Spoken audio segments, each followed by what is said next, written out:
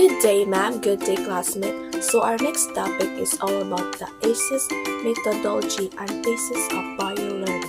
The ACEs teaching approach employs both inductive as well as deductive methods in the conduct of the lessons, although the former is given more emphasis since certain principle and condition of learning that activate learner and make learner personal and meaningful are easier achieved through the inductive method. The uniquely personal and subjective nature of learning is based attained through having the learner undergo the experiences by himself and also with others in the group.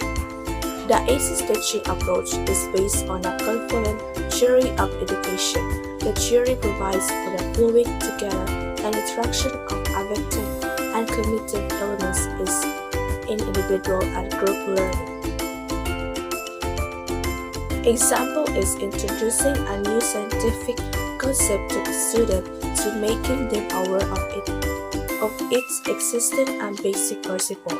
This learning approach is commonly called andragogy or the experiential learning approach. Generally, the experiential learning process develops through 4 stages, which is activity, analysis, abstraction, and application, and follows 4 basis of volume learning. Andragogy is important because it tailors educational approaches to the unique characteristic of adults based promoting effective, relevant, and engaging learning experiences.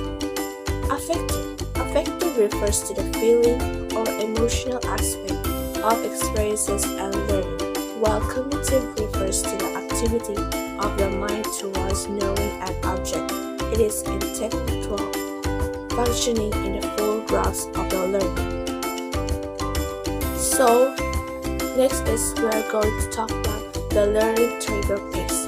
Learning is triggered by carefully planned activities such as individual disclosure or self-inventory, group discussion, case study, listening to vignette, and role-playing. In general sense, learning triggers can be events or stimuli that prompts individuals to start or intensify their learning efforts. These triggers can take various forms such as encountering a problem that requires new knowledge, having a specific goals in mind, or being exposed to information that sparks curiosity. These are structured learning activities or experiences from which learning both cognitive and affective will spring. Strategies used here are mostly values, clarification, voice analysis, and moral dilemma strategies. In this phase, the student starts to clarify or understand his feelings, ideas, or thoughts about specific situation contained in this activity.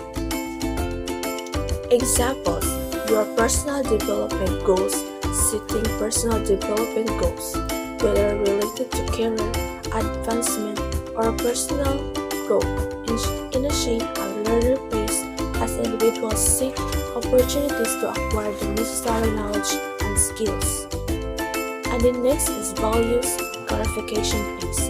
It's a process of exploring understanding one's goals, beliefs, and principles. During this phase, individuals reflect on their priorities, identify what matters most to them, and gain clarity of their values. It often involves self-discovery through introspection and thoughtful consideration of various aspects of life, such as relationships, career, personal development, and community involvement. This exploration helps individuals make decisions aligned with their values, leading to a more authentic and fulfilling life. Analysis of the learning process has 2 phases: affective process and cognitive or content processing. That involves first reflection and insights, personal, which becomes part of the learner's affective development, while cognitive analysis of the experiences is done through eliciting information and studying the content and concepts relevant to the lesson. Example: how important is having independence and making decisions on your own in your career? And then the third phase is directed phase or inculcation phase. Typically comes after the values clarification phase and involves translating identified values into concrete action or decision. During this phase, individuals focus on aligning their behaviors and choices with their clarified values.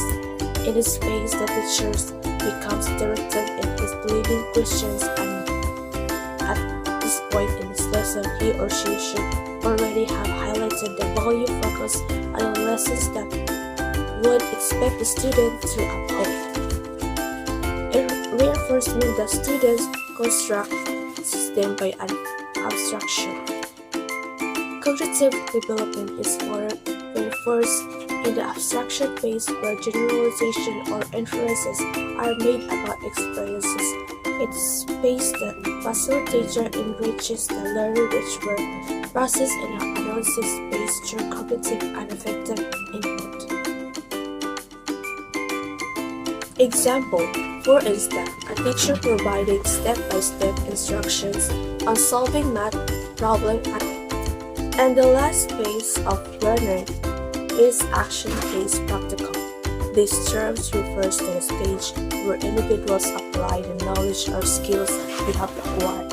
For instance, in a hands-on workshop, after learners have received instruction directed phase, the action phase involves them actively engaging in activities related to their lesson.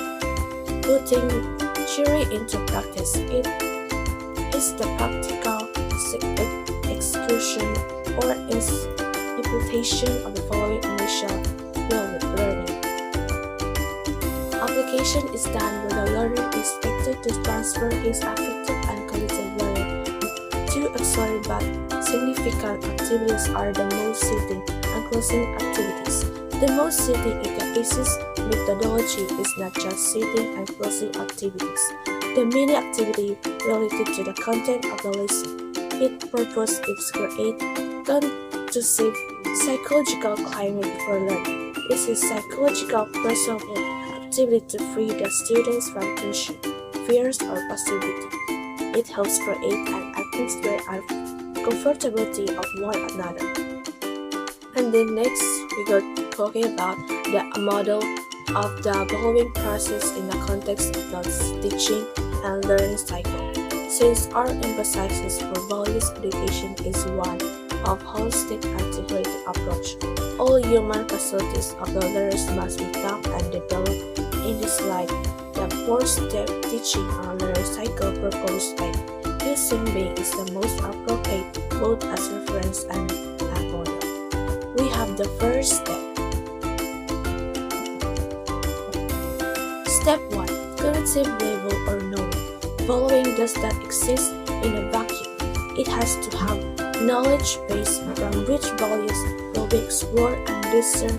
This level basically introduces specific values that are to be the subject area to look to and examine.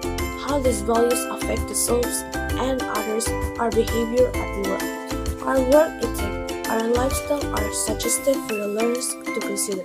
Knowing, however, is only within the parameters, facts, and concepts. This lever should therefore move into second step. So the second step is conceptual level or understanding. In the proposed cycle, distinction is made between knowledge and wisdom. Knowledge without understanding may lead to insult, but knowledge with understanding leads to insight.